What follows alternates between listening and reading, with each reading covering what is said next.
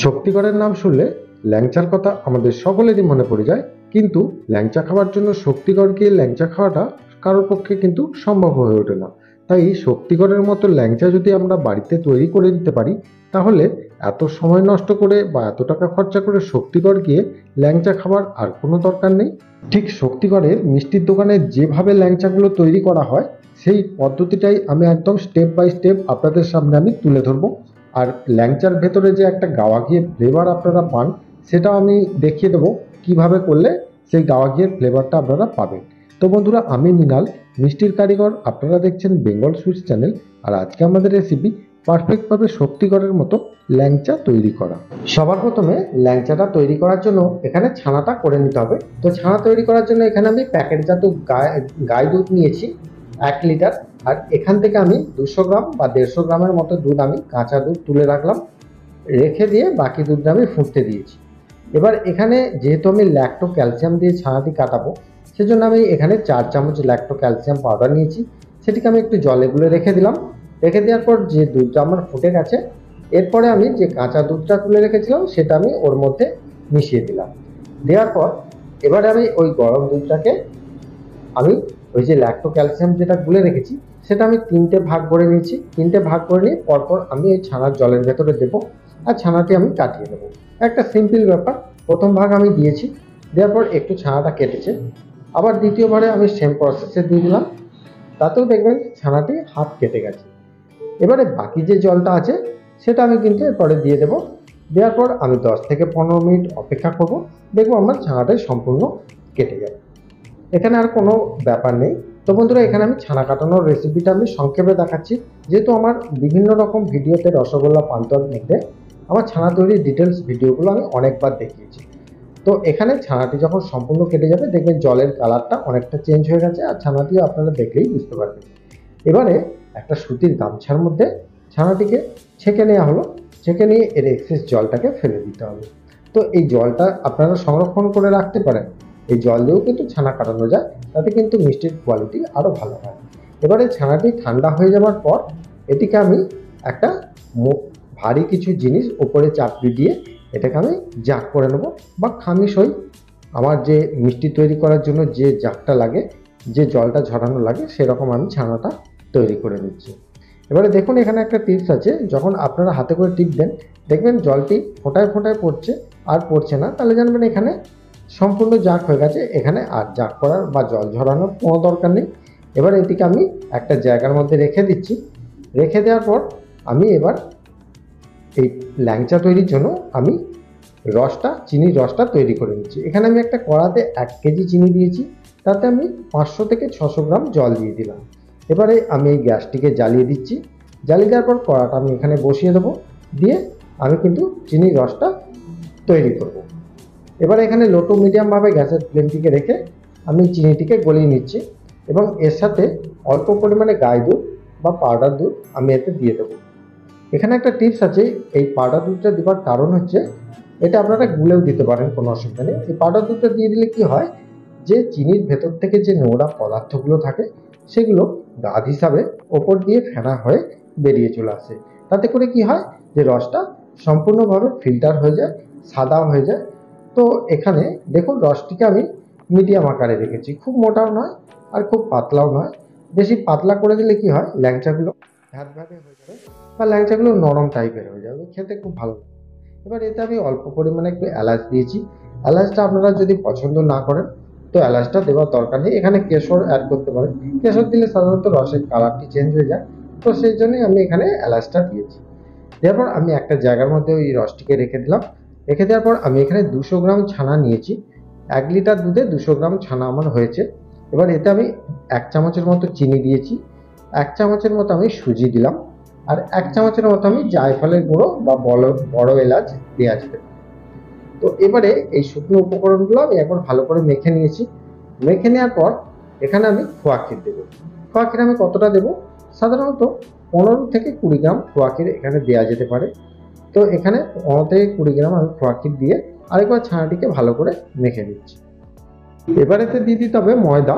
60 থেকে 70 গ্রামের মতো আমি ময়দা দিয়েছি 200 গ্রাম ছানার জন্য। এই ময়দাটি দিয়ে আমি ভালো করে ছানার সাথে মিশিয়ে নিচ্ছি।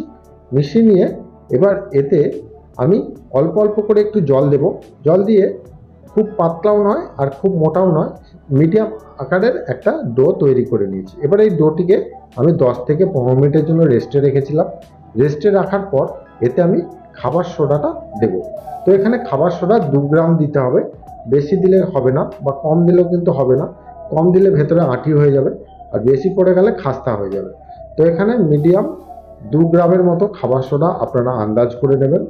আমি চামচের পেছন দিকটা দিয়ে দিয়েছি, এরকম 1.5 বার দিলেই কিন্তু এটা হয়ে যায় 2 গ্রাম। এবার 2 গ্রাম এখানে হয়ে যাওয়ার পর এই খাবার সোডাটিকে অবশ্যই একটু জলের মধ্যে গুলে নিয়ে তারপর ছানার সাথে আমি ভালো করে মিশিয়ে নিয়েছি। এবারে এটি মেশানো হয়ে যাওয়ার পর পাটাতে আমি অল্প পরিমাণে একটু তেল দিয়েছি। তেল দেওয়ার পর এই ডোটিকে আরেকবার ভালো করে আমি মেখে নেব বা মালিশ করে নেব, দিয়ে সমস্ত উপকরণটা যেন ছানার ভেতরে সম্পূর্ণভাবে মিশে যায়। এবারে এখানে আমি অল্প পরিমাণে একটু তেল দিয়ে একটা জায়গার ভেতরে আমি তেলটা দিয়ে রাখলাম, কারণ এখানে ল্যাংচাগুলো পাকিয়ে পাকিয়ে আমি ওতে রাখবো। এবারে এই ডোটি থেকে আমি বড় সাইজের ল্যাংচা তৈরি করব। সাধারণত শক্তিগড়ে দেখবেন একটু বড় বড় সাইজের ল্যাংচা হয়। তো এখানে আমি বড় বড় 15 টাকা বা 12 টাকা যেখানে যেমন হয় এই পিসটা আমি কিন্তু আজকে দেখাচ্ছি। এবারে এই গুচিগুলো তৈরি হয়ে যাওয়ার পর এটিকে আমি একবার ভালো করে পাকিয়ে নেব।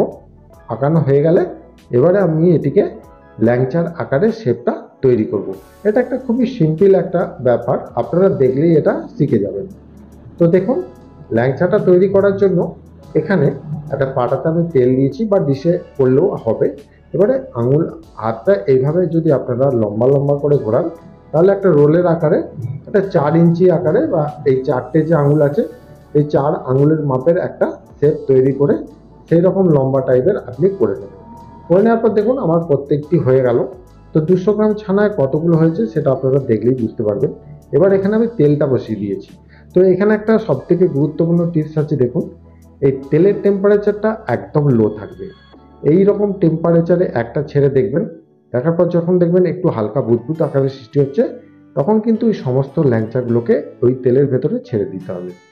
তো এখানে কখনোই চড়া খোলার ভেতরে কিন্তু আপনারা ছাড়বেন না, তাহলে কিন্তু আপনাদের পান্তুয়া একদম বা ল্যাংচা বেকার হয়ে যাবে, ভেতরে একদম শক্ত হয়ে যাবে আর কিন্তু টোল পড়ে যাবে সব রসে দেওয়ার পর।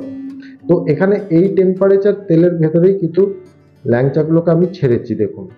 এবারে এই ল্যাংচাগুলো অটোমেটিক নিজের থেকেই যখন ভেসে যাবে, ভাসতে মোটামুটি টাইম লাগবে 30 সেকেন্ড। 30 সেকেন্ড পরেই দেখবেন এগুলো ভেসে গেছে। ভেসে যাওয়ার পর আমি কিন্তু গ্যাসের ফ্লেমটিকে হাই করে দেবো। তখন কিন্তু আমার লো ছিল, এখন আমি হাই করে দিলাম। হাই করে দেওয়ার পর এটিকে আমি 30 সেকেন্ড আরও ভালো করে ভেজে নেব। যখন আমি হাতে করে একটা তুলে দেখব, যখন দেখব গাটা একটু শক্ত হয়ে গেছে, তখন আমি গ্যাসের ফ্লেমটিকে একদম লো করে রাখবো। লো করে রেখে আমি 10 থেকে 12 মিনিট এইভাবে অনবরত কিন্তু নাড়তে হবে। এখানে নাড়া যদি বন্ধ করে দেন কি হবে দেখুন, একদিকটা সাদা হয়ে গেছে এক একটা দেখুন, আর এক দিকটা কিন্তু লাল আছে। তো এই সিস্টেমটা হয়ে গেলে কি হবে যে আপনাদের ল্যাংচাটা যখনই আপনি রসে দেবেন, তখনই কিন্তু যে সাদা অংশটা থাকবে সেই দিকটা কিন্তু টুবে যাবে বা টোল পড়ে যাবে। এই ভুলগুলোই বেশিরভাগ সময় হয়। তো এইভাবে অনবরত নাড়ার পর যখন এর ভেতরে যখন দেখবেন যে গোল্ডেন ব্রাউন কালার বা বাদামি রং এসে গেছে, তখন সঙ্গে সঙ্গে গ্যাসের ফ্লেমটিকে হাই করে দেবেন।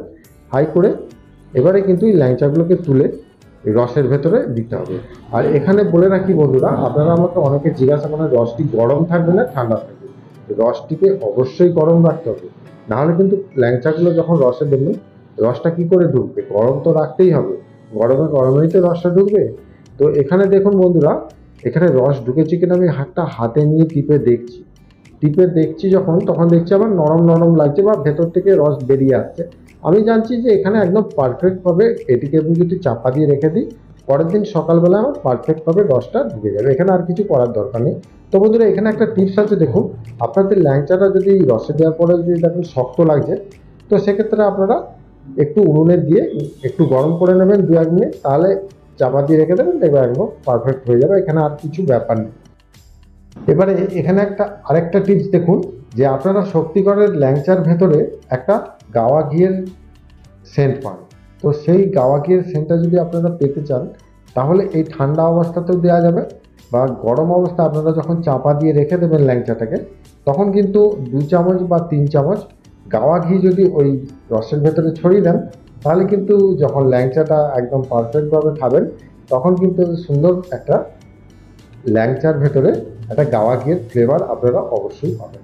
তো বন্ধুরা, একটা কেটে দেখিয়েছি, দেখুন পারফেক্টভাবে ভেতরে কোনো রকম কোনো আটি হয়নি, আর ভেতরটা একদম নরম আছে। তো বন্ধুরা, এই রকম রেসিপি একদম শক্তিগড়ের মতোই ল্যাংচা আমি আপনাদেরকে তৈরি করে আজকে দেখিয়েছি। তো বন্ধুরা, আজকের রেসিপিটা যদি ভালো লেগে থাকে তাহলে অবশ্যই আমাকে একটা কমেন্ট করবেন, আর চ্যানেল যারা নতুন দেখছেন তারা অবশ্যই একটা সাবস্ক্রাইব করে পাশের বেল আইকনটা ক্লিক করে দিয়ে যাবেন। দেখা ব্যাপার অন্য কোনো মিষ্টির রেসিপি নিয়ে। ভালো থাকবেন, সুস্থ থাকবেন, নমস্কার।